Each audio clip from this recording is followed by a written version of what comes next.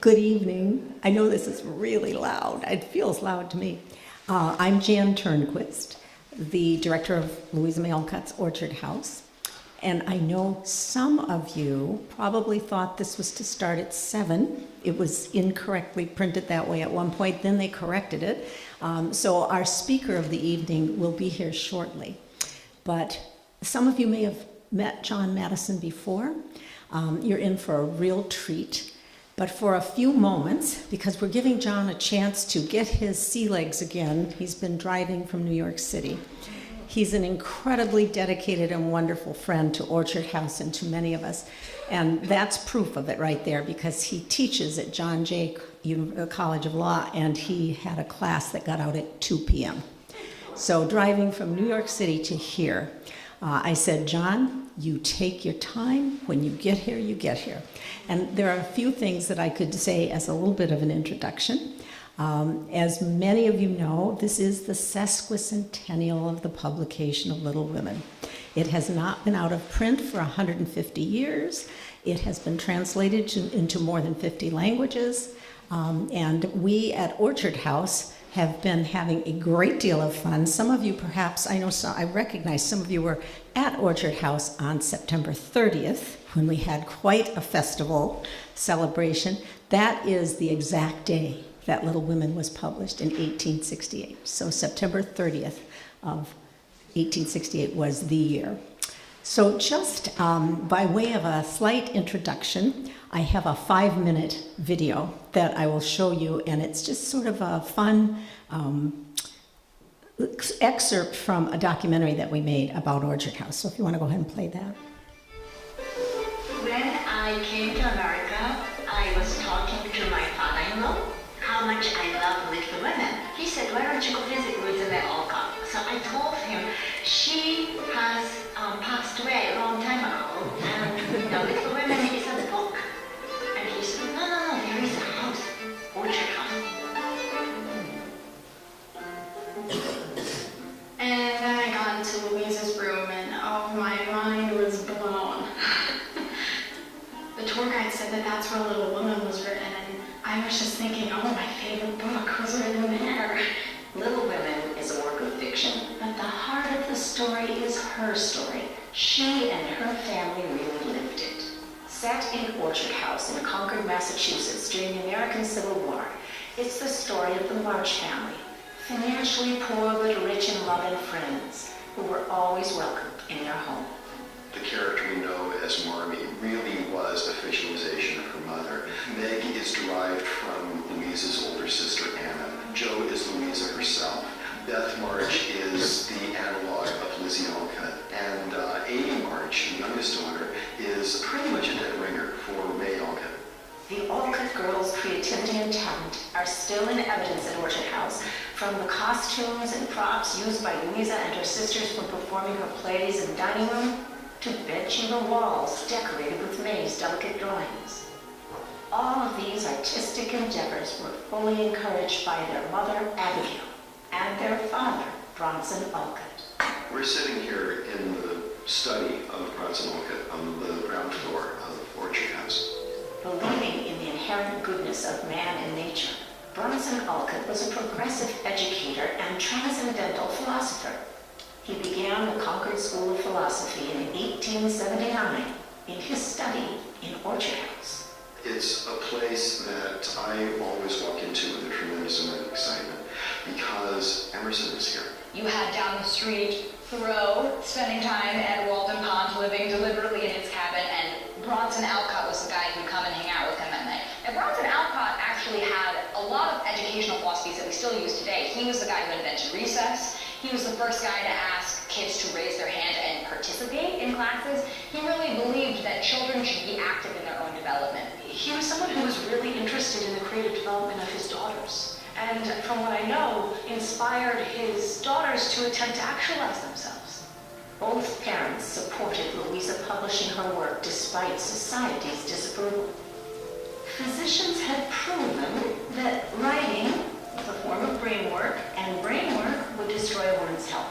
Yet Bronson Alcott built that desk, ignoring that kind of criticism, and Mrs. Alcott gave her daughter a pen with a little note that said, "May this pen your loose inspired when wrapped in pure poetic fire. Little Women was written here in Louise's bedchamber.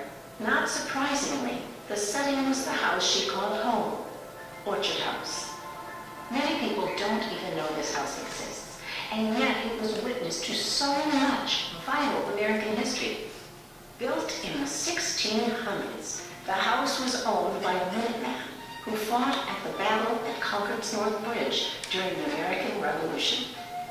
Bronson rescued the dilapidated property in 1857, but after the Alcotts left, it fell into disrepair and was once again endangered.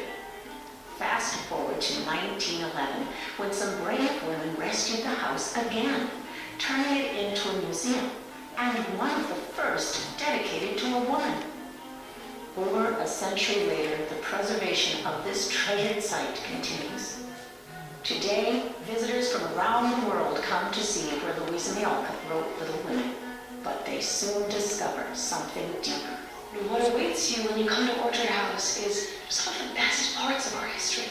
And it's an inspiring place to go because it reminds us who we can be today. You spend enough time in this house and you become aware that it's really a lot more than just nails and boards. Orchard House has a soul.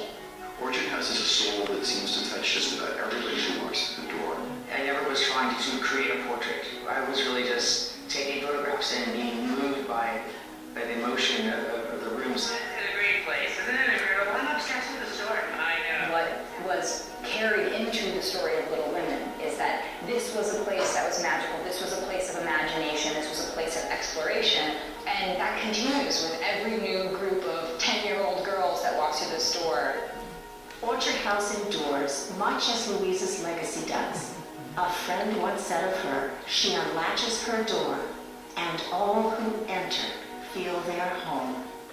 We invite you to experience Orchard House in person. Also, visit www.louisamayalcott.org.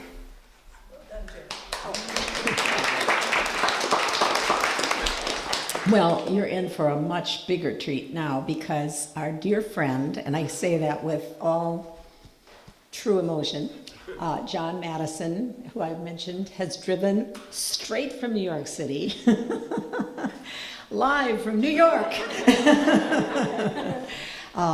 John, as many of you know, and you saw him here in this little clip, has won the Pulitzer Prize for a book about Louisa May Alcott and her father. And if you haven't read it yet, you're in for another treat if you read that book, Eden's Outcasts.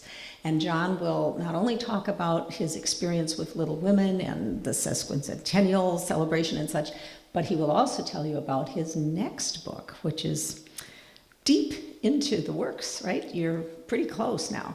So without further ado, our dear, dear friend, Dr. and Professor John Matteson.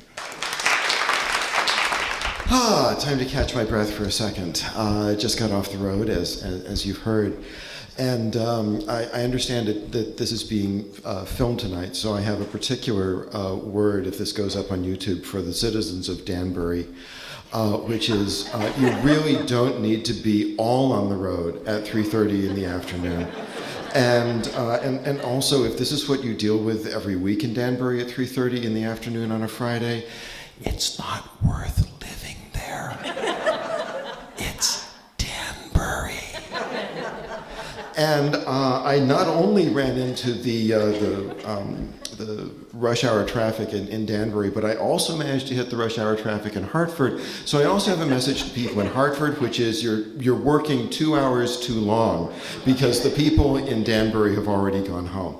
So anyway, I just wanted you to know all of that, and now I'll segue into my remarks. But first, I do just want to express my thanks to everybody who's here tonight. I know that I'm up against the Red Sox and probably a lot of other important things, but I thank you for putting this event first tonight. It's really a wonderful thing, and I thank you for it. So how does one begin to discuss, as I have been invited to do this evening, the enduring nature of Little Women? The influence of the book has been vast, and yet it is, in its details, difficult to trace. How precisely does one measure the impact of a book on a reader, or indeed on millions of readers? And moreover, the power of Little Women is not all that easy to explain. Searching the canon of 19th century American literature, one finds a number of novels that are, and does one dare to say this in leafy, reverent Concord, artistically better books. Yet, I know, okay, you can hiss. Yet perhaps only 3 or 4, Uncle Tom's Cabin, Moby Dick, Huck Finn, and Frederick Douglass's narrative come to mind, have arguably shaped American life and culture more than Alcott's story of the March Sisters, a book that, as many of you know, she was reluctant to write, and that she certainly did not expect to leave any trace beyond its immediate moment. I don't enjoy this sort of thing, she somewhat famously grumbled as she settled into her task. Never liked girls or knew many except my sisters. Indeed, she later confessed to having written the first 12 chapters of Little Women in an effort to prove to her publisher, Thomas Niles, that writing a successful book for girls was simply beyond her powers. We know, of course, that that task proved to be well within her powers, but unlike the case with many writers, that power seldom inheres within the language itself. We do not turn to Alcott for her sense of symbolism, her majestic rhythms, or her command of metaphor. What she most importantly offers us, I would argue, is an enticingly beautiful and reaffirming moral vision, one that simultaneously emphasizes the importance of aesthetic self-culture, emotional self-restraint, and essential values of sharing and community, commencing with the family, but inevitably emanating outward into the larger families of town, nation, and globe. Any number of great children's classics construct worlds of refuge for their readers, fictive spaces where one may comfortably retreat from the concerns of the real world and lose oneself in the cares and dramas and even the absurdities of places that never were. Wonderland, Oz, and Hogwarts all have their escapist functions to perform. But I think we make a grave mistake if we presume that the world of Little Women functions or was meant to function in this way. Little Women is not meant to shield us from the struggles of real life, but rather to equip us for them. It teaches us grit and persistence in the face of adversity. It teaches us the sweetness of forgiveness, as well as the terrors that can ensue when we choose not to forgive. It shows us that a good life is not necessarily measured by the richness of worldly compensations, but rather by its courage and generosity. And it speaks also to the limitless capacities of female hearts and minds, reaffirming on every page a truth that societies have a curiously hard time remembering, that girls' and women's lives matter.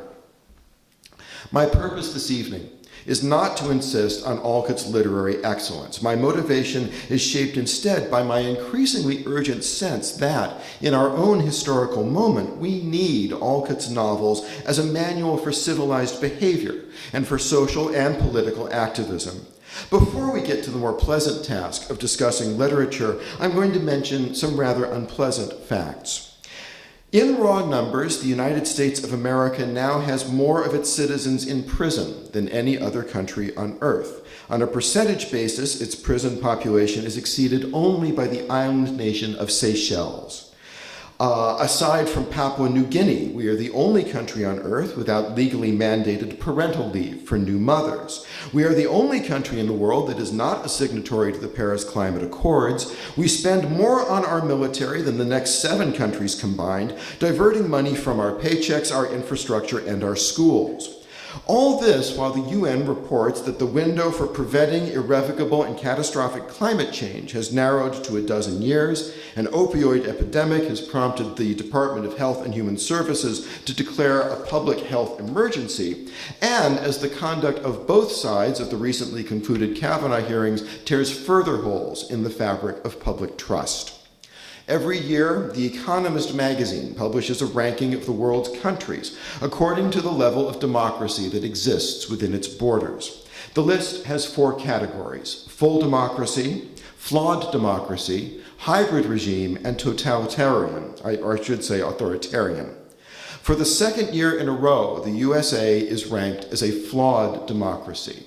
We have parted company with Canada and Switzerland, and we are now keeping company with Slovakia and Botswana.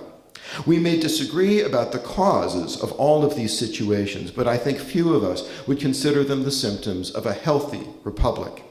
Now, I don't blame anyone for wondering why a talk about the legacy of Little Women should veer into such troubled waters, but I have steered us here for a reason. I stand persuaded that we have gotten to the tight spot in which we find ourselves because we have too long indulged the inner demons that the March Sisters confront and conquer in Little Women. Vanity, anger, distrust, self-centeredness, and because, above all, we have forgotten the saving powers of community and interdependence that in Alcott's world are the tickets to salvation. If Little Women has a truly enduring nature, I submit that it owes this nature to the fact that it is, quite simply, a morally true story. Louisa May Alcott was not Henry James. She did not concern herself with the subtleties of psychology or with fine shades of moral ambiguity, but she knew how good people and good societies work, and she knew that good societies are composed of good people. And Little Women reminds us of this on every single page. Other American classics that purport to portray adolescent life in realistic fashion tend to have somewhat bitter, even morose endings. Huck Finn lights out to the territory because he can no longer cope with the corruption, violence, and hypocrisy that line the Mississippi River. Holden Caulfield ends his journey in a mental hospital. By contrast, although the plot of Little Women winds through death and disappointment, it ends with optimism. Very notably, however, it also ends without a single one of the March Sisters getting what she said she wanted hundreds of pages earlier. We discover through the examples of Meg, Jo, and Amy that happiness and success are more complicated than setting a goal and achieving it. They have to do instead first with learning self-control, and then with discovering that useful thing that one does best and doing that thing exceptionally well for the benefit of others. The spirit of the book is as far from the brash, empty, bullying, chest-thumping values of the Trump era as it could possibly be. For the focus of my remarks this evening, I'll be speaking first about a pair of lesser-known episodes from Part 2 of Little Women. Then, ever so slightly, I am going to cheat, moving beyond Little Women to a scene from the underappreciated novel that Alcott wrote immediately after Little Women, An Old-Fashioned Girl. To my knowledge, the Little Women chapter Consequences has never been dramatized by any of the Little Women films. Its action is not essential to the novel's plot. However, I would contend that its significance is considerable. It is, for the most part, an Amy chapter, and it falls immediately before the youngest March Sisters' departure for Europe. It narrates the final test of her emotional readiness for her long excursion. The scene is a charity fair being staged for the benefit of the newly freed slaves. Owing to the jealousy of one of the other participants, whose mother holds sway over the event, Amy is told that her artwork has to be moved away from the art table and to a less prominent location. The ever-impetuous Jo wonders why Amy doesn't just take her artwork and go home, leaving those who have slighted her to shift for themselves. And indeed, in a fit of pique, Amy does at first sweep all of her work off the art table. The vengeful, resentful Amy we came to know in Part 1 of the novel has still not quite given way to the humbler, more gracious character who's now evolving. For a while, it appears that it is not only the wrath of her frenemy's mother that has turned against poor Amy. It's late, she's tired, everyone else seems too busy to help her. But then she happens to page through a little book of illuminated sayings, and one of them captures her eye. It reads, "Thou shalt love thy neighbor as thyself." Her conscience affected, Amy resolves to conquer her difficulties not through vengeance, but through kindness. She graciously returns her work to the art table, where it enlivens the display and sells briskly. The flower table at the fair, to which she has been exiled, comes to life under her skillful hands. The art table receives all the initial glory, and its success is thought to be the work of her rival. And Amy, though inwardly wounded, bears the slight stoically. She is willing to accept her own disappointment because it has served the greater good. But of course, Alcott would not be so callous toward Amy as to end the episode there. Joe, moved by Amy's sadness, rallies Laurie and through him his friends to the rescue. The next day at the fair, May's flower table is lavishly bedecked with garlands and bouquets from Laurie's garden. The marches themselves turn out en masse, and Laurie's posse buys up bouquets like shares in Standard Oil. And at the end of it, Amy reaps the sweetest reward of all, a commendation from Joe, who tells her, "You've a deal more principle and generosity and nobleness of character than I ever gave you credit for. You behaved sweetly, and I respect you with all my heart." Amy, for her part, shrugs off the encomium, saying, "I only did as I'd be done by. You laugh at me when I say I want to be a lady, but I mean a true gentlewoman in mind and manners, and I try to do it as far as I know how. I can't explain exactly, but I want to be above the little meanness and follies and faults that spoil so many women. I'm far from it now, but I do my best." Amy, of course, has learned a valuable lesson, as applicable in our own times as in any other, that to be a distinguished person begins not with indulging in superficial finery or the winning of petty squabbles, but in dealing openly and honorably with others, by raising one's thoughts and conduct to a level of kindness and dignity that belongs to an aristocracy of the heart and the spirit. We should note, of course, that Amy does not triumph on her own.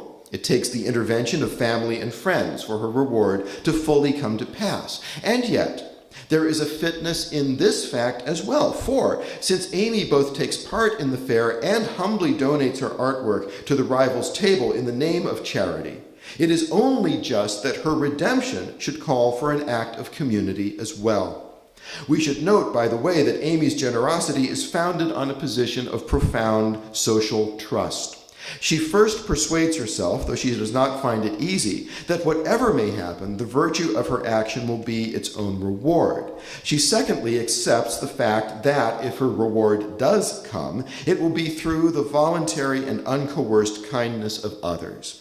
It is this trust, above all, that commands our attention, for it is a motif repeated continually in the novel. The March family engages in acts of generosity that are compensated by corresponding acts of kindness toward them, often by the Lawrences.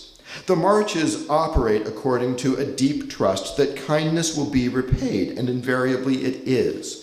We may well reflect that the Marches' faith is a fragile one for which they will surely suffer consequences if their confidence turns out to be misplaced.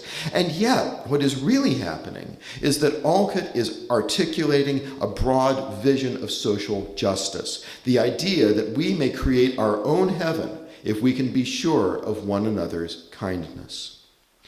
My second plot development of interest in Little Women is also, I think, too often overlooked because it is not especially tempting to the cinematographer.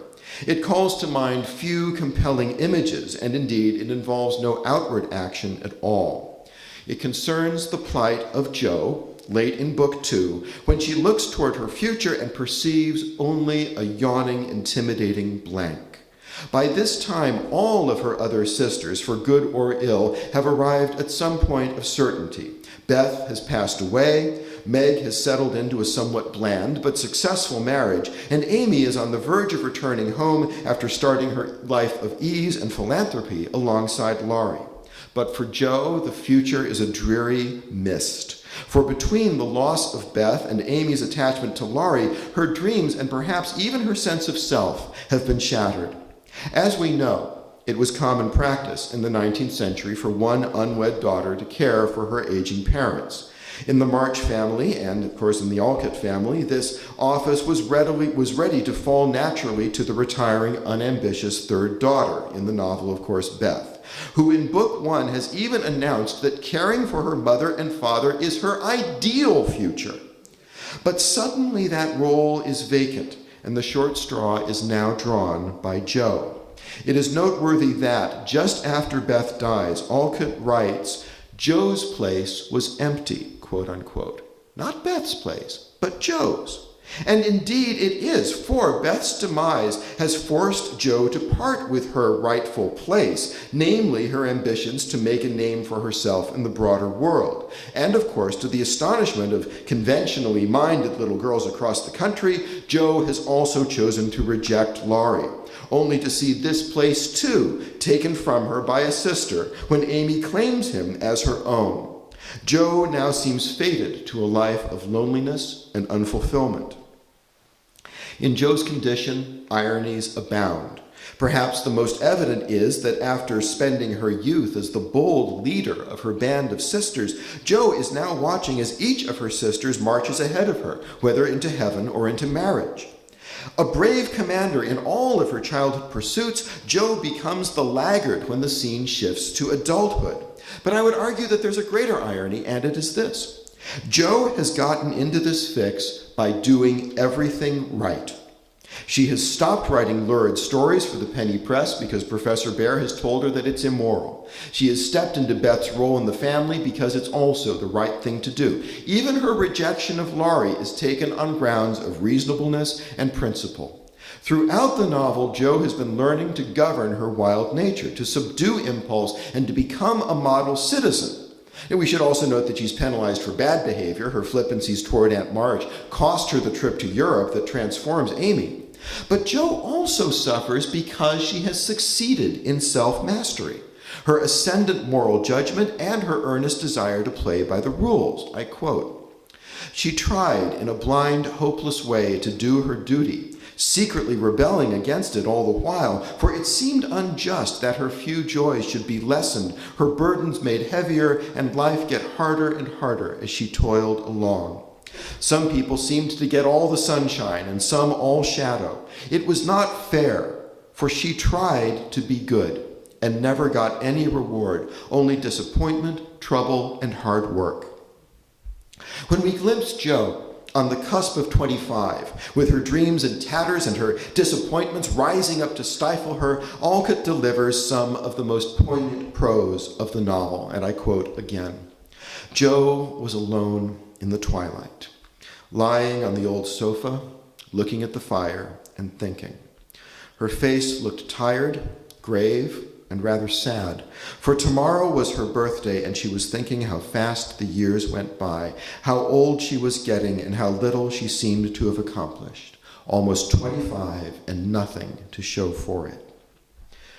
We can recognize in Jo some of the frustration and burning injustice that has fired the wrath of many a current American. It is none too distant from the smoldering resentment of the earnest middle American who has worked diligently, paid taxes, and gone to church, who feels that he has done all that society might justly ask of him, yet who has seen his job devoured by technology or overseas labor, who feels compelled to choose between two political parties, one of which seems intent on helping no one at all, and the other of which seems eager to sympathize with all oppressions and sufferings other than his own.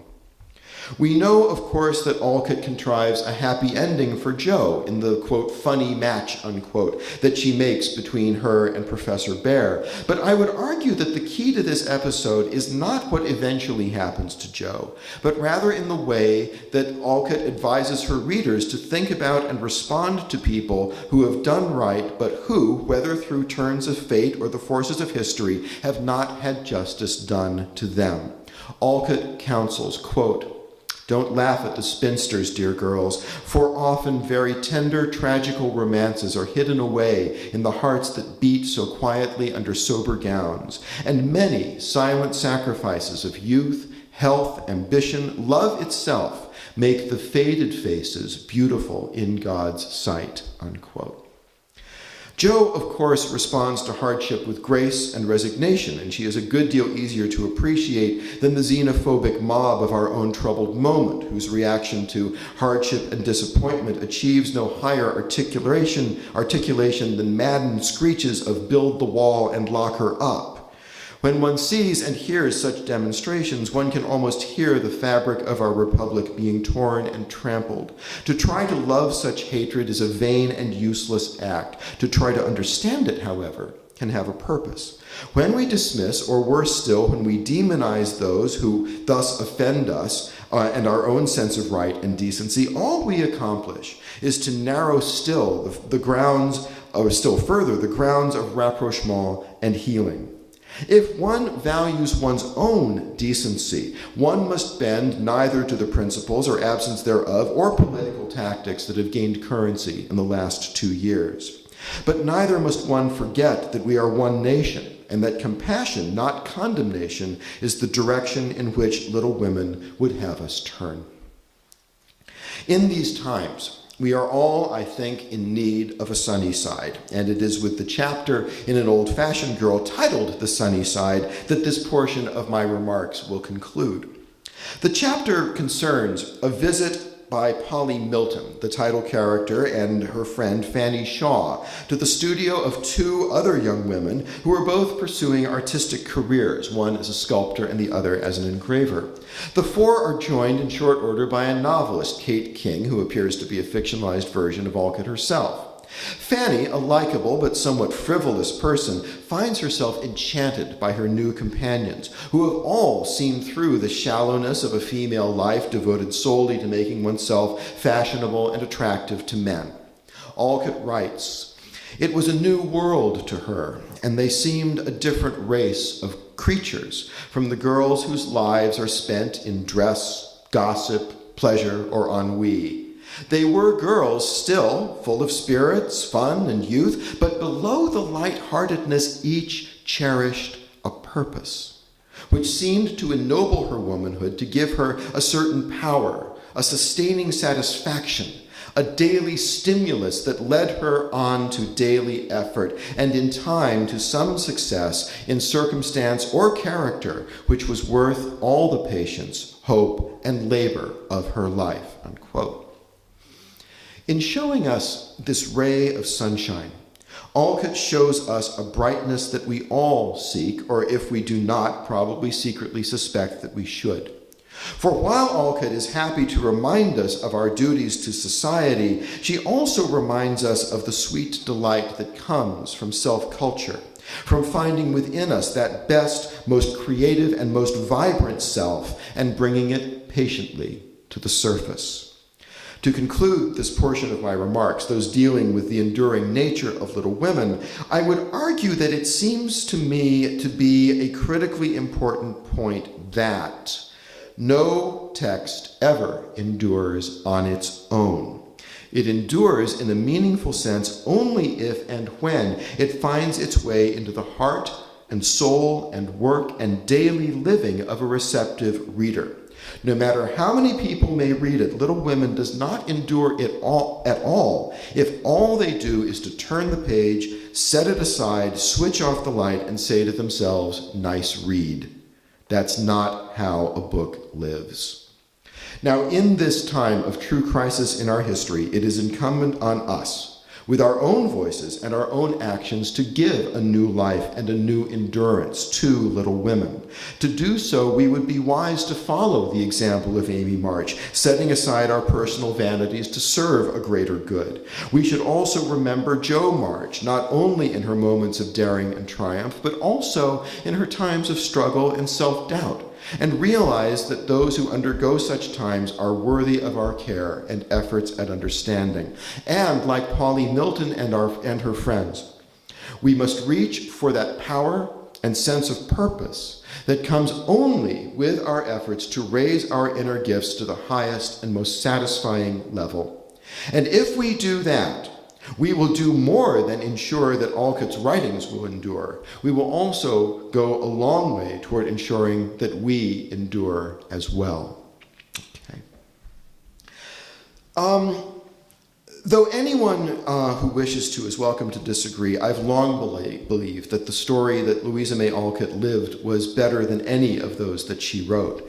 That belief explains why I've continually returned to her as a biographical subject, first in Eden's Outcasts, then in the comments to my annotated Little Women, and now currently in a book on the Battle of Fredericksburg and its impact that I'm now finishing, that's going to be called A Worse Place Than Hell. You most likely know already that there were larger battles in the Civil War than Fredericksburg, and that there were others that bore more heavily on the outcome of the war. Fredericksburg was simply another one of those slaughters that the Army of the Potomac went through before they finally found decisive leadership in 1864. Yet it is my contention that no battle had a more profound influence on the cultural life of the nation than Fredericksburg. It was, for one thing, the battle to whose casualties Louisa May Alcott principally attended during her brief time as a Union Army nurse. Indeed, she arrived at her appointed post at the Union Hotel Hospital on the same day as the main action at Fredericksburg was unfolding. Fredericksburg was also the battle that brought the poet Walt Whitman into the war. A few days after the fight, he was perusing the casualty lists in the New York Herald when he saw a brief notice that a Captain G.W. Whit Moore of the 51st New York Volunteer Infantry had been wounded in combat there. Divining that the wounded officer was actually his brother, George Washington Whitman, Walt boarded the next available train to Washington in order to search for him. Finding his brother only superficially wounded, Whitman also found a new and unexpected calling.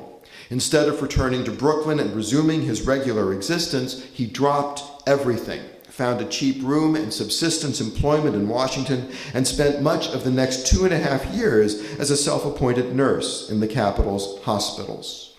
Fredericksburg also figured considerably in the life of Oliver Wendell Holmes Jr., the son of the famous poet and the future Associate Justice of the Supreme Court. Present at the battle with his regiment, the 20th Massachusetts, Holmes was unable to go into combat with his comrades. Disabled by a case of dysentery, he watched helplessly as they crossed the Rappahannock River. On the other side of that river, Holmes's regiment was cut to pieces. Men whom he loved and admired fell and died, and he could do nothing to help them.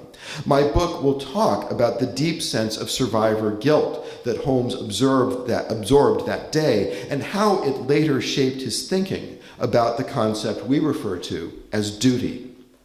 Present as well at Fredericksburg was the younger brother of the transcendentalist Margaret Fuller, Chaplain Arthur Fuller of the 16th Massachusetts. Physically frail, bereft of an eye from a childhood accident, Arthur Fuller hardly looked like a war hero. Yet he believed fiercely in the equal rights of men, and he went to war with a will to destroy the institution of slavery. A short time before the battle, when it had become clear that his health was too broken for him to continue his work in the field, Arthur Fuller reluctantly agreed to resign his army commission and accept a safer post as a hospital chaplain. He went to the front one last time to bid farewell to his regiment just before the Battle of Fredericksburg began. Then, seeing his men on the eve of battle, he realized he could not leave them. He put on an officer's coat, snatched up a musket, and stole away to fight under the colors of another regiment who would not recognize him and send him back. As the 19th Massachusetts piled into pontoon boats to cross the river, Chaplain Fuller surreptitiously joined them. Moments later, as the regiment was fighting its way house to house through the streets of Fredericksburg, their captain felt a tug at his sleeve. It was one-eyed, malarial Arthur Fuller saying, "Sir, I must do something for my country. What shall I do?" The captain directed him to a place in the line. The chaplain had time to fire 1 or 2 shots before a mini ball crushed his femoral artery and he bled out in a matter of minutes. The last of my 5 figures wore gray. Major John Pelham, the 24-year-old commander of Jeb Stuart's horse artillery, who became a hero at Fredericksburg. At the start of the battle, as the left flank of the Union Army advanced toward Stonewall Jackson's line, Pelham and a crew of gunners rode out to a perilous position with only 2 cannons to try to slow the Federals down. After one of his cannons was promptly disabled, Pelham kept up a blistering fire with his single gun, firing with such rapidity that 2 Union infantry commanders later reported that they had been attacked by an entire battery, and the advance of the Union Army was held off for at least an hour. Robert E. Lee, observing the action, said, "It is glorious to see such courage in one so young." I hope that that brief review of my 5 main figures illustrates that my book has some wonderful stories to tell. Rather than listening to me try to summarize them further, it occurred to me that you might find it more entertaining if I just might read a passage or 2 from the manuscript, the draft of which is now very near completion. Actually, I'm now working on the epilogue. I've promised it to my editor before the end of November, so it is on its way. The first reading is from the preface to the book. It is a scene not from Fredericksburg, but rather from Antietam, as Oliver Wendell Holmes Jr. finds himself in a tight spot on a misty morning in the West Woods. On the damp, drizzly morning of September 11th, it's rooted in my brain. I'm a New Yorker. I can't get away from it. I'll start again. On the damp, drizzly morning of September 17th, 1862, in a dense wood near Sharpsburg, Maryland, Oliver Wendell Holmes Jr., a captain in President Lincoln's Army of the Potomac, was running for his life. Strange to say, Holmes was laughing. He later recollected that he had laughed only to himself, yet, in the deafening tumult and mortal chaos that was sweeping across the brambly lot of trees that would soon be known forever as the West Woods, he could have laughed out loud and still drawn little notice from the men who, around him, as one of them wrote, were melting under enemy fire, quote, like frost in the sunshine, unquote.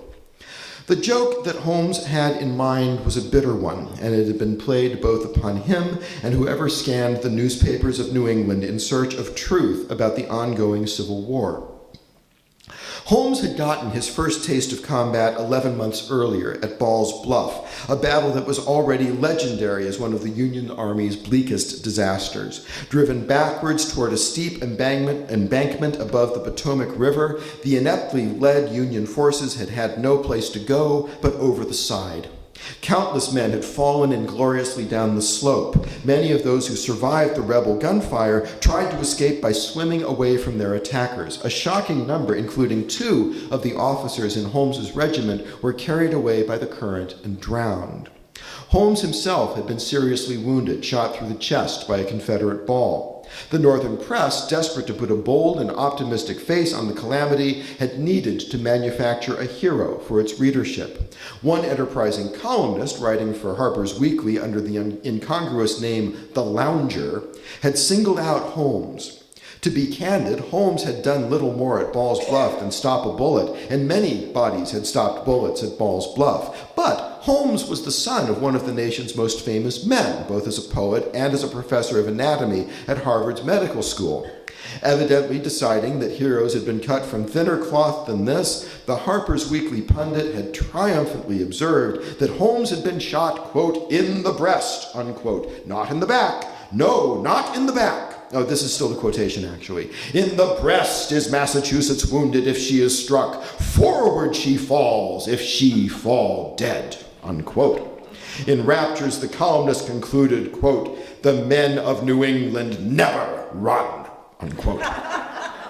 But now, in the West Woods, Holmes, the staunch and stalwart son of New England, was running as if his life depended on it, as in simple truth it did.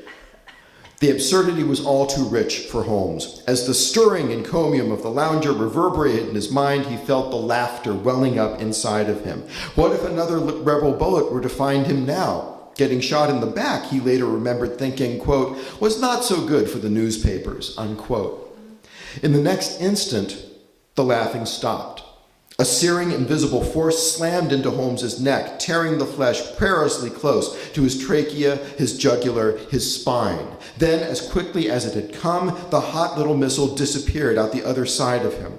By the time he hit the ground, Captain Holmes was unconscious. At Ball's Bluff, he had been conscious throughout his ordeal, and as he was being carried to an improvised field hospital, lucid enough to meditate on the nature of military honor.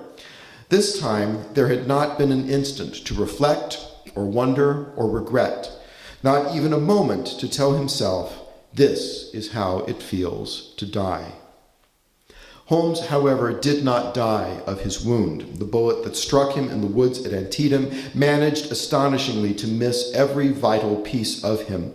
He recovered and fought on until accepting his discharge in July 1864. Yet throughout his service in the Army, another Oliver Wendell Holmes Jr. was dying all along.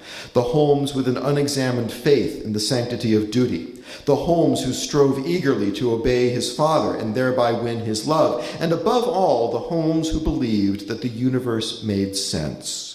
To take the place of that Holmes, another was slowly being born, one who viewed skeptically the very nature of authority and who could no longer regard the cosmos as either orderly or miraculous or just. So that's the first couple pages or so of the book, and I will now dramatically fast forward to the first day of the Battle of Fredericksburg, December, and this time it is the 11th, December 11th, 1862. And we'll see what happens to Chaplain Fuller as he crosses the Rappahannock on that eventful day. Sometime after Fuller arrived on the right flank, the order came first for the 7th Michigan and then for the 19th Massachusetts to man the pontoon boats. The minister knew that if he joined them, he would be taking an extraordinary risk. If anything, he had gone out of his way to increase his personal peril. For the occasion, he had put on the coat of a staff officer, despite the known fact that officers were the preferred targets of rebel sharpshooters. Even if he avoided being shot, but was merely taken prisoner instead, Fuller's situation made him more vulnerable than the men he walked alongside. His discharge papers literally in his pocket, Fuller was now technically a civilian. If he were killed, his family would have no right to a government pension. Moreover, although the Confederate government was obliged to exchange captured soldiers, they were entitled to deal with civilians as they chose. Fuller had been warned of all these consequences. None of them left a mark on his resolve. Around 3 p.m., the little flotilla of Michigan infantrymen began to cross the Rappahannock. 20 of the soldiers crowded into each vessel, stooping as flat as they could below the gunwales to protect themselves from enemy fire that seemed to come from 100 points at once. Pushing hard at their poles, pulling hard at their oars, they slid into the icy current. The boats were graceless and clumsy in shape, but they were being driven forward with all possible speed. The middle third of the river was most perilous. It was near enough to be well within the range of the Confederate rifles, but not so close that the steep riverbank could offer any cover. By the time the boats had made it this far, the Confederate sharpshooters were back in action, and they were firing in angry, rapid fashion. Lieutenant Colonel Baxter reeled and fell, his lung pierced by a rebel bullet. Mercifully, moments later, the boats passed the point beyond which the 10-foot-high bank on the Confederate side shielded them from fire. A low, scraping sound and a sudden halt announced that the boats had reached their goal. In an instant, men in the bows were leaping onto the shore, while those farther aft alighted in the water and waded the few remaining yards to land. The water was cold, one recalled, but it was no time for ceremony. Taking command from the wounded Baxter, Major Thomas Hunt made a formation of the first 60 or 70 men to reach the shore and urged them forward. In a matter of seconds, the men had clambered up the steep embankment and onto Sophia Street, the first thoroughfare running parallel to the river. From countless hiding places, the rebels started up and tried to scramble away. Many were brought down by Union bullets. At least 30 were taken captive. The bridgehead had been secured. Interestingly enough, by the way, this is the first amphibious assault in the history of the U.S. Army, the crossing of the Rappahannock at Fredericksburg. Two companies of the 19th Massachusetts followed immediately behind. Intent on shielding themselves against the incessant gunfire, the men in one of the boats seemed to have taken no notice of the thin, pale stranger in their midst, who, for all anyone could recall afterwards, had slipped aboard without announcing himself or seeking permission to join the attack. This frail, bespectacled man, who attracted so little attention, wore the coat of an officer and had only one eye. At Caroline Street, a block above Sophia Street, the crossfire became truly appalling. Company B of the 19th lost 10 men out of 30 in less than 5 minutes, and the other companies were taking similar losses. Captain Monsina Dunn, commander of Company D, deployed his 25 men on the street as skirmishers. The position was so exposed that an aide to the recklessly aggressive Ambrose Burnside regarded the situation with alarm. He accosted Dunn and demanded to be told what the captain thought he was doing there. Dunn replied that he was under orders to hold the position. The aide was of the opinion that orders must sometimes give way to common sense. If the rebels pressed too hard, the 19th would have no retreat. Moments later, an unfamiliar one-eyed man in an officer's coat appeared at the captain's side, holding a musket. The man saluted and said simply, "Captain, I must do something for my country. What shall I do?" Captain Dunn studied the man for an instant. Surely this was no officer. "Who are you?" Dunn asked. The answer was calm and terse, the chaplain of the 16th Massachusetts. If Fuller gave his name, Dunn did not say so later. He scanned the minister's demeanor for signs of agitation. For skirmish duty, a soldier needed to be utterly in command of himself, for a single excited man could distract and endanger all the others. Yet this man showed no signs of rash impulse or martial rage. He was, it seemed, perfectly cool and collected. "Well, all right then. Never a better time than the present," said Dunn. "Fuller could take a place on the left of the company." The preacher did as he was told, finding a space about 15 feet away from the captain. In front of a grocery store on a cold December afternoon, the half-blind malarial minister who had not fired a shot since his teens shouldered his gun and began to do what he could. It seemed to Captain Dunn that Chaplain Fuller had time to fire only once or twice. His armed defense of the Union lasted barely 5 minutes. It is pleasant to suppose that, in those brief minutes, Arthur Fuller found at last something that had always eluded him. That, for an instant at least, he ceased to be a coddled son, or an overshadowed brother, or even the sickly, somewhat peevish chaplain who had too often lacked the health and strength to march with his own men. One would be pleased to know that Fuller finally became, in his own mind, a heroic victor over frailty and fear. But not even the soldiers with whom he was standing could know what he was thinking, and to the outward view, but for his purloined officer's coat, he must have looked more or less indistinguishable from the other embattled riflemen of the 19th Massachusetts, holding their ground and fighting for their lives. But to be just like them was the very thing that Fuller had wanted all along. The 2 bullets that hit Fuller evidently struck him in quick succession.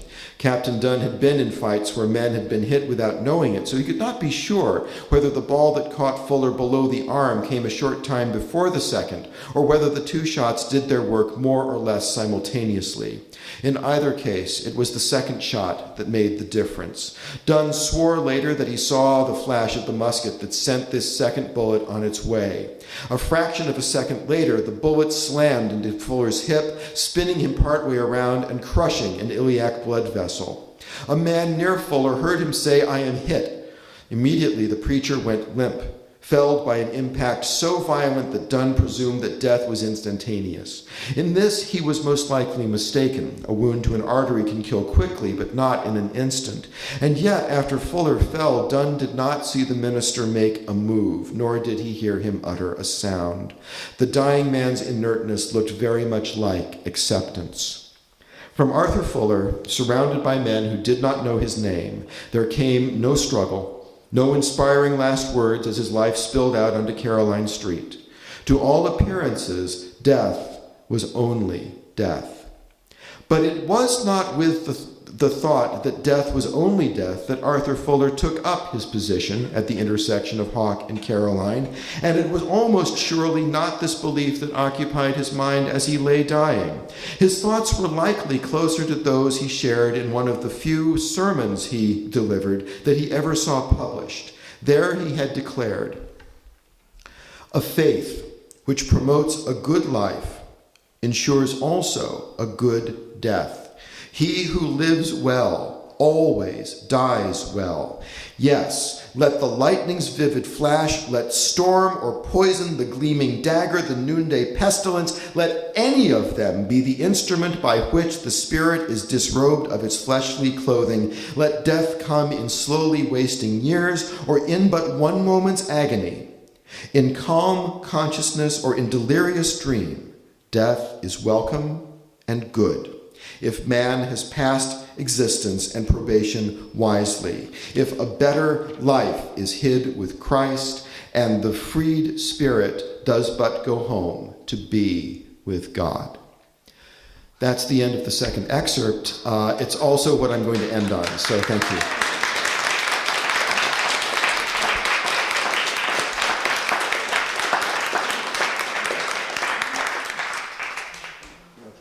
Much appreciate that. Really do. And so, Jan, do we have time to converse a bit? Wonderful. And if anybody has any thoughts. I have one question, just Please. going to your new book. Okay. And I don't know, can you hear me okay? The new book, can you say a teensy bit about how you have been dealing with Louisa's part in your new book? Right, because of course I kind of, I felt I'd kind of talked about it. Right, yeah. But yeah, okay. So here's the story about Louisa. She would have signed up as a nurse earlier than she did, but she was not permitted to because the head of the nursing corps, Dorothea Dix, was not interested in having any sweet young maidens going to the hospitals in search of slightly damaged husbands. And so she issued an edict that there could be no nurses below the age of 30, that they were to dress plainly. She didn't want to have attractive women. She wanted them to be very plain because, after all, this was not a field for romance. And so Louisa waited until November 29th, 1862, the day that she turned 30, and she must have sent in her application pronto because within 2 weeks, the message came back that she had been appointed to serve in the Union Hotel Hospital, which was, as the name indicates, a hospital that had been converted from a hotel in Georgetown. And she tells, of course, of this of leaving in hospital sketches about how everyone was in a flurry to get her ready and get her packed and out the door, and how there was one relative who excitedly put salt in the tea instead of sugar, and all of that. And there's this moment when it's time for her to go, and she turns to her mother and has this moment of uncertainty, just, shall I go? And Marmee says, yes, you may go. She travels down to Georgetown, and she leaves Boston actually the same day that Arthur Fuller is killed. She arrives, as I said, at the hospital on December 13th, which was the same day as the main action at Fredericksburg. And it takes a few days for the mass of casualties to arrive from the Fredericksburg battlefield. But then she is hard at it. I wrote in Eden's Outcast that her first weapon in defense of the Union was a bar of brown soap, because she was trying, and a basin, because she was trying so desperately to wash these soldiers who were so caked in mud that some of them were barefoot and you couldn't tell because there was a boot of mud on them. The really outstanding episode from her time at the Union Hotel Hospital concerns an Army private by the name of John Surrey, whom she describes in her journal as the Prince of Patience, and who becomes, in a sense, kind of the secondary hero of hospital sketches, right behind the main figure of Tribulation Periwinkle, which is Louisa's alter ego. And it turns out that people, scholars, enthusiasts, tried for almost 150 years to find John Surrey, and they were never really able to figure out anything other than his name. And even there, the spellings were varying, and so there was this gap in the story of Louisa May Alcott at the Union Hotel Hospital. Well, when I was doing some of the initial work for this book, I happened to read a very, very good book about the Fredericksburg campaign called Fredericksburg by George, it's either Rabel or Rabel, it's R-A-B-L-E. And Richard, do you know which it is? I think it's Rabel. You think it's Rabel? Okay, great. Good man to turn to. Okay.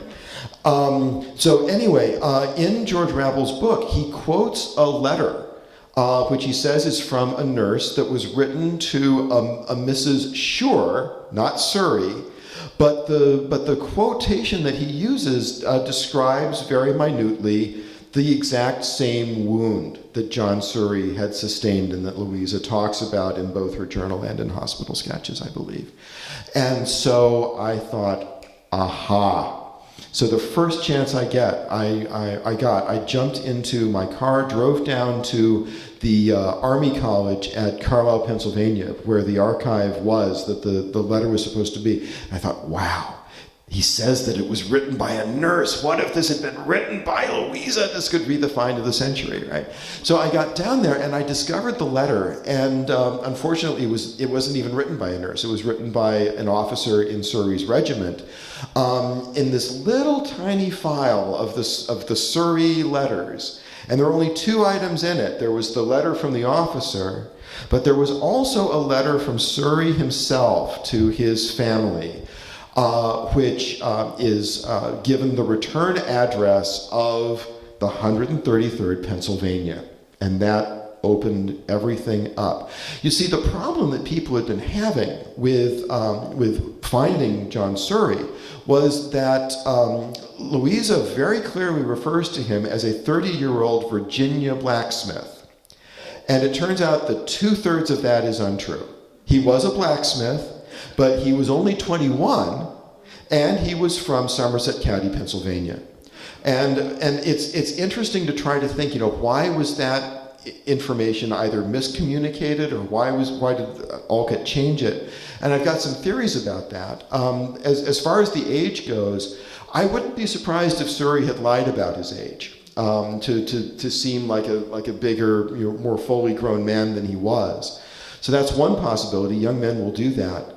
Another thing that has crossed my mind is that Somerset County is actually not that far from West Virginia, which at that time was not a separate state. It was still part of Virginia.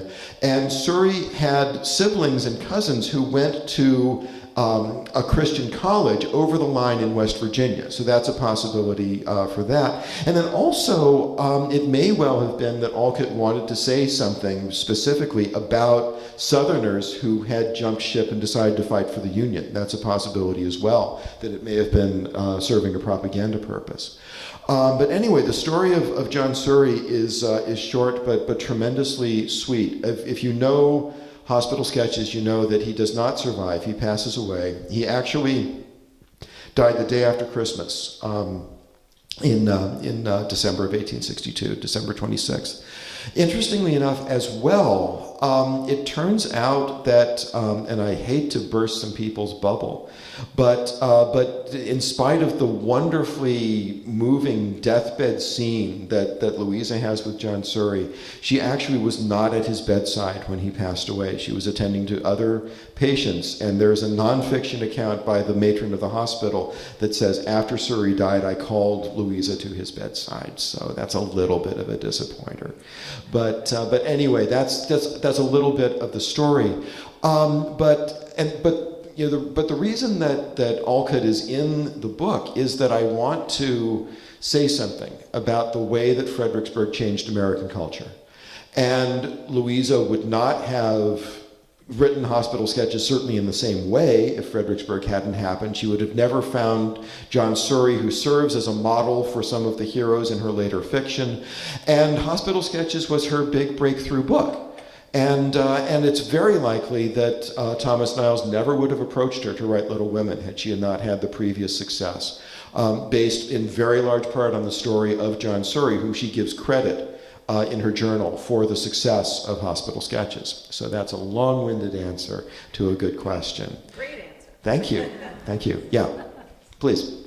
On Justice Holmes, it's interesting, and the source I read this from was some encyclopedia or almanac of Massachusetts history, which came out, I think, in the 40s and then reissued in the 1960s, so I can't name the source right off the top of my head, but we know about Justice Holmes developing, his development as, I'm not sure how widely that's known, that Justice Oliver Wendell Holmes, as part of his development, was in the Civil War. That should be known if it isn't. But if we fast forward to his early 90s, this is about 1933, and he's deep in his 90s, and President Franklin Roosevelt, and in his first week in office, made a courtesy visit to the elderly retired Justice Holmes. And FDR entered Holmes's office and saw him reading Plato, and according to the anecdote, Roosevelt says, "Mr. Justice, why do you read Plato?" And Justice Holmes answered, to improve my mind, Mr. President." Yeah, at the age of 90 plus. There's also a wonderful, there are various anecdotes about the enduring vitality of Oliver Wendell Holmes Jr. as an elderly man. And there's also a story of when he's quite old, and he and one of his clerks are walking down a sidewalk in Washington, D.C., and they see a very attractive young woman who captures Holmes's attention, and he says, "Boy, I wish I was 70 again."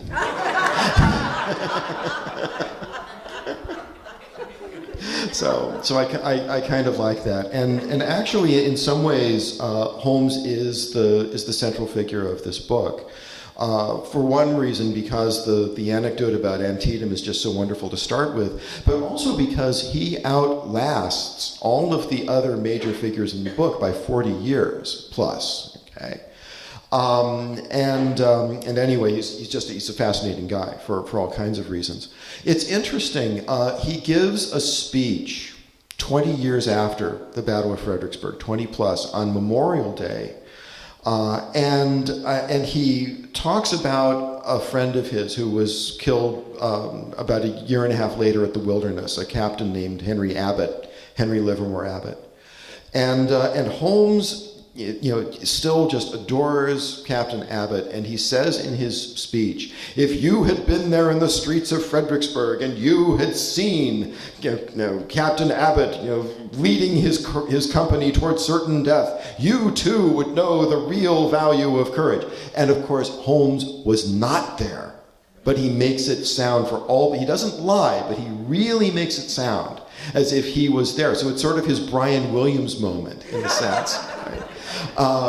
And it's very telling because here's Holmes. He's wounded at 3 different battles. He's wounded at Ball's Bluff, Antietam, and Chancellorsville.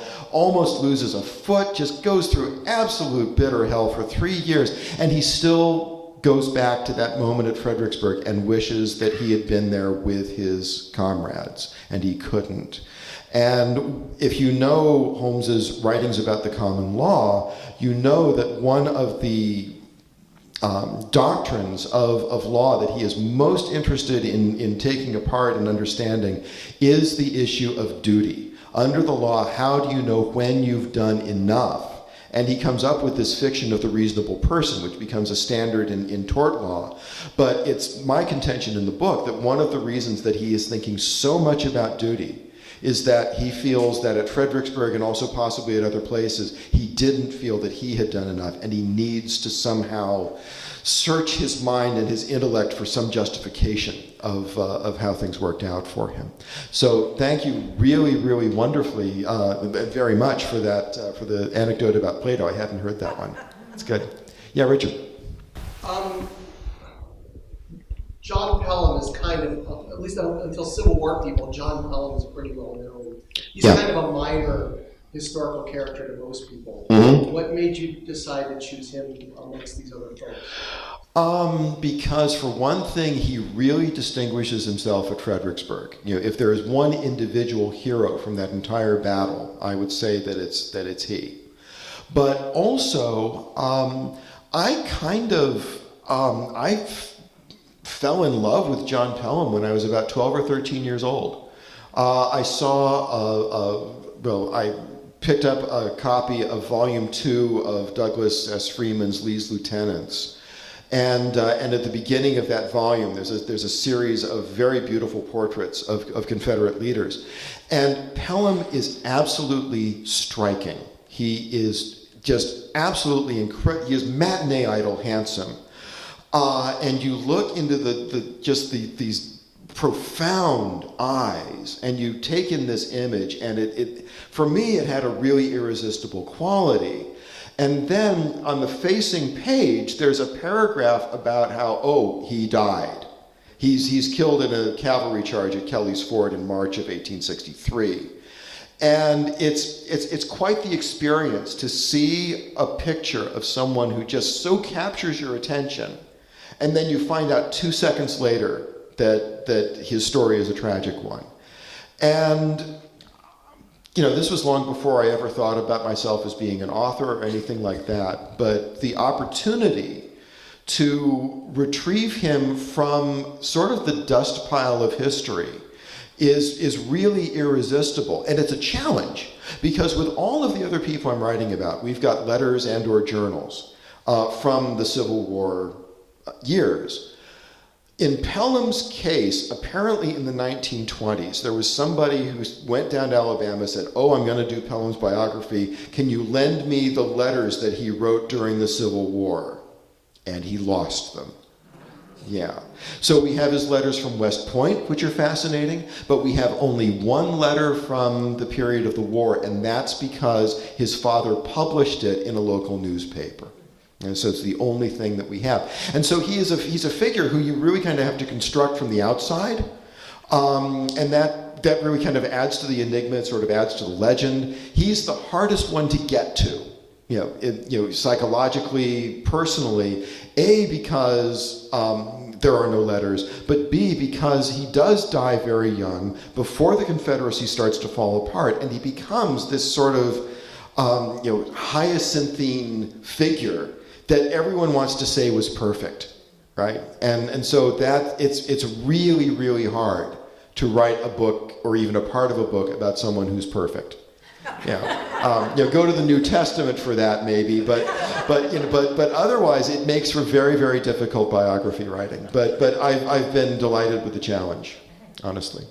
Okay. Yes. Combining Oliver Wendell Holmes and Louisa May Alcott, Yeah. do you think that he read her book, or did the Alcott book, did he have daughters? Yeah, Holmes. Girls, or do you think Yeah. he entered the... Well, Holmes married but had no children. Now, the fathers were friends. Okay, or they at least knew each other through the Saturday Club and so forth. So Oliver Wendell Holmes Sr. certainly rubbed elbows with Bronson. There's very little doubt about that.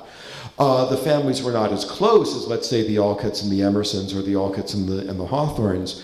But I think it's a reasonably fair guess that Holmes would have had an awareness of Little Women. It would have been hard for him not to. But it was not the kind of work that would. No, it was not Plato, and so it did not capture his riveted attention. Now, Whitman very definitely reads hospital sketches, because Whitman writes a letter from Washington to James Redpath, who was the publisher of hospital sketches, and says, Jim, I can really write you a Civil War book, and it will not be, quote, mere hospital sketches, unquote. So Whitman even saw Alcott as a rival, as a describer of life in the hospitals, and he thought that he could outdo her. But he wrote a lot about the hospital experience in Specimen Days, but it's not. I don't think it comes up to hospital sketches. It doesn't have the same verve, and it certainly doesn't have the humor. So there we go. More? Okay, please, either one of you. Could you speak a little bit how Louisa, when she was working as a nurse, contracted the illness that eventually... How she contracted it? Yes, and what it was, the mercury and... Yeah, okay. I don't know exactly how she became infected, but she certainly did complain that the Union Hotel Hospital was a pestilence house, that it was deeply unsanitary, and she kept going around trying to open the windows, even though it was December and it was cold outside, and people yelled at her, close the windows, close the windows. So she was very much aware that these were not healthy conditions, either for herself or for her patients. The illness that she contracted was diagnosed as typhoid pneumonia, okay, and from which she eventually did recover, but the same illness killed the hospital matron, Hannah Ropes. And Louisa comes very, very close to losing her life at this point. But the lingering effect, as you know, based on how you phrased your question, was from the treatment that she received. Because Civil War doctors, being Civil War doctors, didn't really know much about what they were doing. And they dosed her very heavily with a compound whose scientific name is mercurous chloride, but had the more popular name of calomel. And calomel is sort of a homeopathic remedy and so forth, but and which was evidently not as bad for you if you were adept at then giving the patient other things that would flush it out of the system. But what happened with Louisa was that the mercury she never was able to metabolize it, and it stayed in her system for the rest of her life. There's disagreement about the ultimate causes of her death in 1888, but there are those who maintain that she died from the lingering effects of the mercury poisoning, and if that's true, she was a very belated casualty of the Civil War. Thank you. Sure. Yeah. I was just reflecting on, when you were talking about the endurance of Little Women, and when it's been a while since I've read it, quite a while, but for me it was, as a woman, or even a girl, it was the self-determination, it was the emotionality, it was the intensity of her, and and it really, speaks, like even, my daughter connected with it, and so I think there might be a different experience perhaps for females and males at times about that, because and also the reflection, like what it would have taken to have that intensity and that public-facing entity at that time. Yeah, I mean, I'll never be able to stand in the shoes of a female reader of Little Women. And yet, I will say that during the time that I was writing the book, I felt a deep affinity with the Alcott story.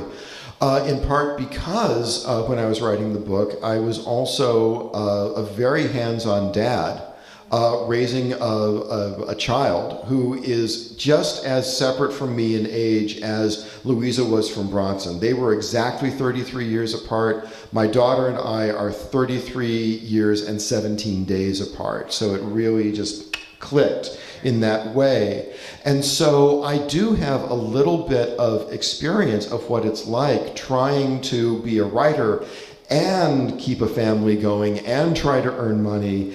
And so, even though I say that I'll never be able to share the woman's experience, I was a house husband who was dealing with some of the same struggles. And I think that was something that helped me write the book, as a matter of fact.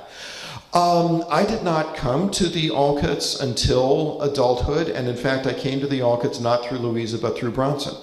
The story of how Eden's Outcast got started was that in the fall of 2001, I got a phone call from a literary agent who had read an article of mine, and he just out of the blue offered to represent me for a nonfiction book. And I said, well, that's nice, but I don't have anything in mind. So, well, okay, come to lunch, we'll bring some ideas and we'll pick one. And we ended up thinking that I would write a book about 19th century American utopian communities. I started with Fruitlands. And I thought, boy, this is great because I know that Bronson Alcott kept tons of journals. I'm just going to go up to Harvard. I'm going to look at the journals from Fruitlands, and this thing is going to write itself. The journals from Fruitlands are missing. They were lost in about 1844 or 5 and have never been seen since. Okay, there's a whole story behind that as well that some of the folks here know. And so I thought, okay, but I'm really interested in Bronson now. This is a really fascinating guy. I read some of the other journals in some of the earlier years. And so I went back to my agent and I said, okay, this is now a biography of Bronson Alcott. And he kind of said, well, okay, but see what you can do with that. And then finally the idea hit me like a ton of bricks, which is, look, dummy, you are a quixotic, education-obsessed man with a verbally gifted daughter. Write a dual biography about a quixotic, education-obsessed man with a verbally gifted daughter. And that was how it all came to be. Okay, so that's not really directly in response to your question, but I would be pretty readily persuaded that the experience of a young girl reading Little Women is different from the male experience. But I think it's also important to realize that Louisa May Alcott was not just interested in writing books to inspire young girls and shape their characters. She wanted to shape the boys too. She really wanted boys to learn self-restraint and to practice temperance and to comport themselves well around women and girls, and to give them and to accord them the kind of full humanity that unfortunately boys and men sometimes are not prepared to do. And so I really like to think of Louisa May Alcott as a writer who has tremendously important things to say, whatever your gender identification may be.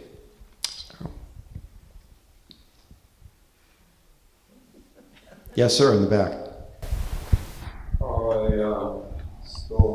I came in June and July here first, and even though I did know something about Emerson Channing, I had never heard of Bronson Alcott or Louisa Alcott. Mm-hmm. And the card that gave me arrived from a church in Midpoint, Arlington or something, left me at the Orchard House and told me when we passed by Emerson House.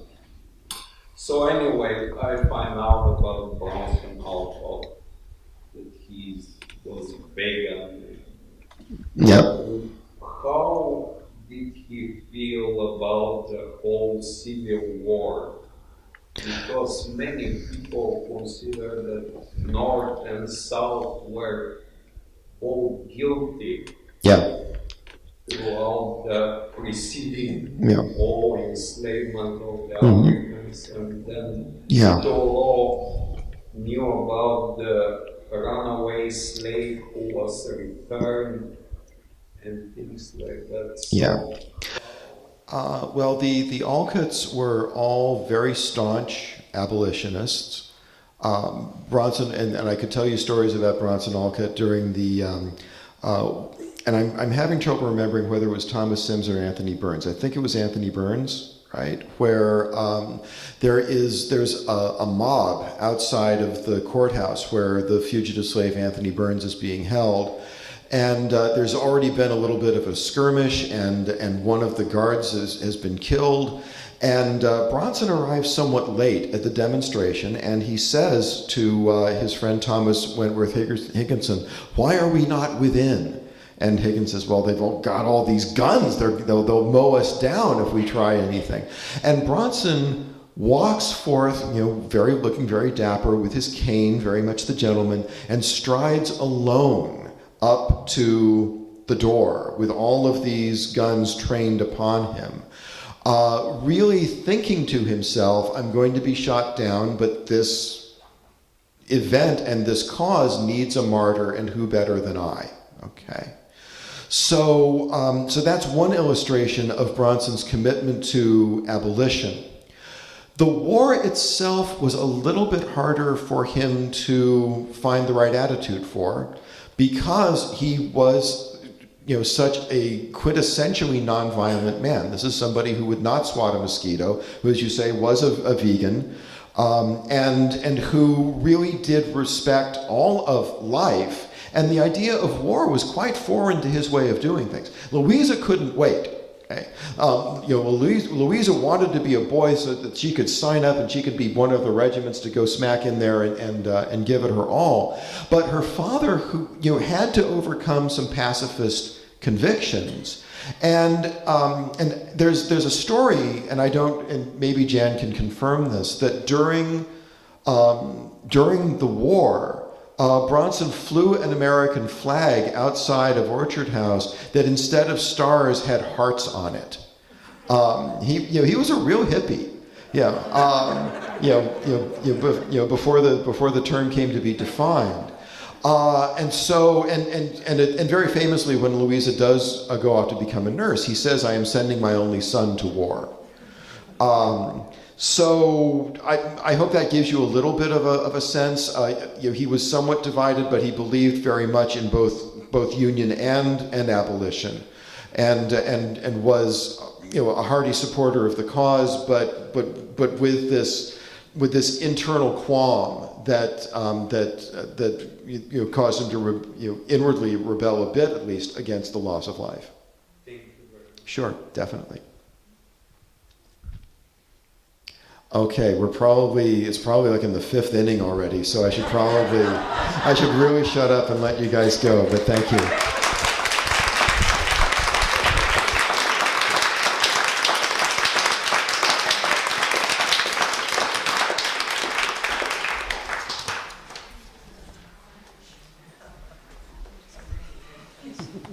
I want to thank John again for coming all the way from New York. I just want to say Orchard House is very fortunate to have the support of this man, because he came to our summer conversational series way before Oh my, that yes. book, and he brought his 11-year-old daughter the first time, wasn't she 11? Probably. Yeah. And we've had a long history together ever since. He is enormously supportive of Orchard House. He understands the ins and outs of that place the way few other people do besides those of us who work there. And he's on our board. He's just been a wonderful friend. And so we're very proud that when we asked if he would be our contribution to the Authors Festival, he said yes. Well.